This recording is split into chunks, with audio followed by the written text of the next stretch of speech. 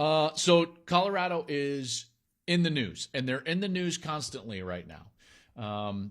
The roster is turning over at a rate that is unprecedented, quite honestly.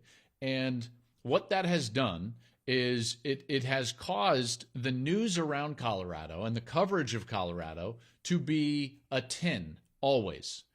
Okay, that means that if someone wants to paint what's happening at Colorado in a negative light, then it's a negative times 10. If someone wants to paint what's happening with Colorado in a positive light, then it's a positive times 10. That's the prime effect. This is what's happening at Colorado, is that they are legitimate for the first time in 2 decades. They are relevant for the first time in 2 decades. In part, you have to realize that this was kind of the point with hiring Deion Sanders at Colorado. He comes into Boulder to do a lot of things, but one of them is to make the program relevant. You're seeing Colorado show up on recruiting lists that we haven't seen Colorado show up on in a long time. 5-star, 4-star players that Colorado is on the final list of 5. The official visits list is better than it ever has been at the University of Colorado. So in a large respect, this is working. It's working. We saw what happened at the spring game. It wasn't just about the attendance at the spring game, although that was impressive. It was also about the fact that ESPN came out and said that was the most watched spring game they've had since, I believe, I want to say 2016. Well over 500,000 viewers. People are interested in Deion Sanders, in Coach Prime, what he's doing at Colorado, which makes Colorado relevant. And when you hear some of the numbers that I'm about to go through, that in and of itself is somewhat of a miracle. It's somewhat of a miracle. So again, let me backtrack for a moment. If someone wants to paint Colorado and Deion Sanders in a negative light, it's going to be that times 10 because of the prime effect. If someone wants to paint him in a positive light, it's going to be that times 10 because of the prime effect. So that's what we're living through right now. Okay, let's start with my thoughts on this roster turnover. Let's start with this.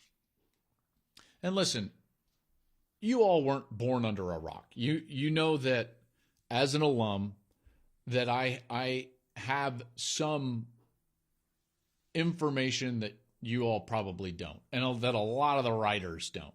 Okay, so having said that, I just want to tell you flat out, this was always the plan. Hell, Deion said it. What do you think Louis is?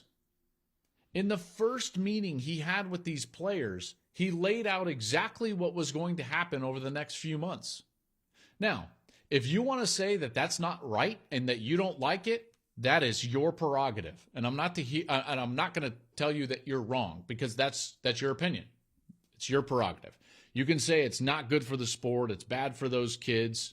I totally understand that. I am someone that said several times over the last couple of years that I think firing coaches early in October is bad. Late in September, early October is bad because you can lose the locker room. Texas Tech fans still can't get over the fact that I didn't love the way it went down with Matt Wells. Even though I can love the Joey McGuire hire, they can say like, whoa, you didn't think that was fair. Some people don't think this is fair to the kids that are at work, that are at Colorado. And you know what? That's totally within your purview to have that opinion. But you can't say that they were blindsided. Okay? So this was the plan. It was the plan behind the scenes. It was the plan to the kid's face. He said it in a colorful way. What did you think he meant when he said, I'm bringing my luggage and it's Louis? He wasn't referring to literal luggage, right? So this was the plan. And the next point that I'm going to make here, and then we'll go into some data. What did you think he was going to do? So those that are upset right now, again, you can feel that way. Number one, I don't feel like he was being disingenuous to the players. Now, you can feel like they've got a raw deal. Okay, listen, that's fine. That's totally fine, and I understand that. However, what was he supposed to do? Keep him? See, because I actually think that would be like suicide, coaching suicide for Deion Sanders. Let's just go through the data. Deion Sanders gets hired at Colorado, and just like every new head coach, he's going to go in there and evaluate what's on the team, whether it's prior to spring ball or during spring ball. You have to evaluate what's on the team. Guess what he evaluated? Guess what he saw? Guess what he looked at when he turned on the film?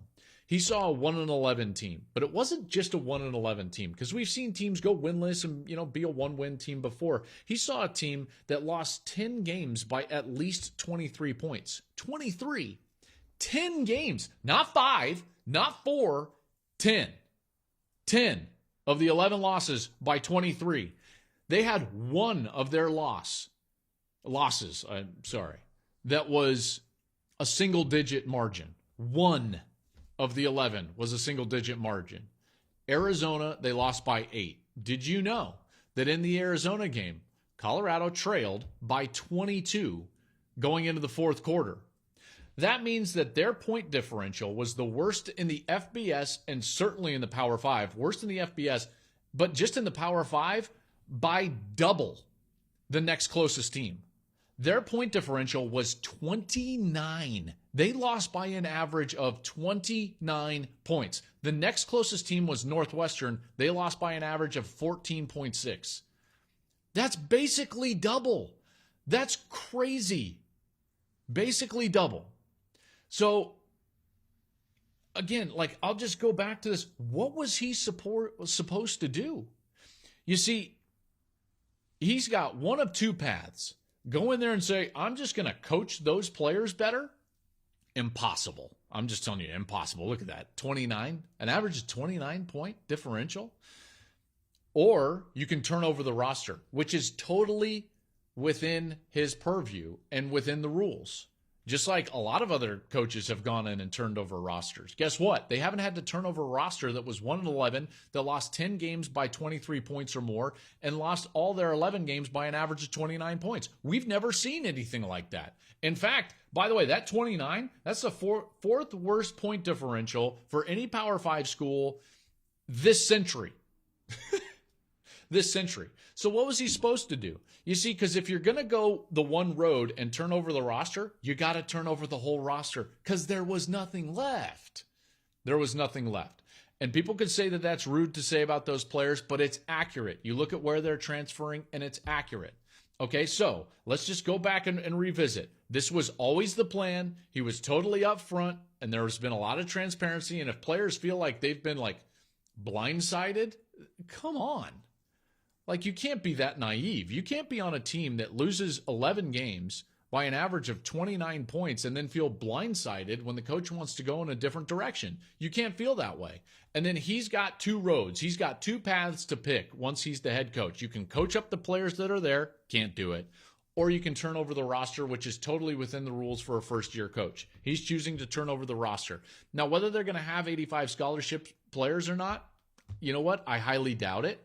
I don't think that bothers Coach Prime, because I think let's say they get to 60 or 65 scholarship players next year. I'm going to guarantee you that those 65 are better than the 85 that they had on scholarship last year, right? I mean, that's the numbers bear that out.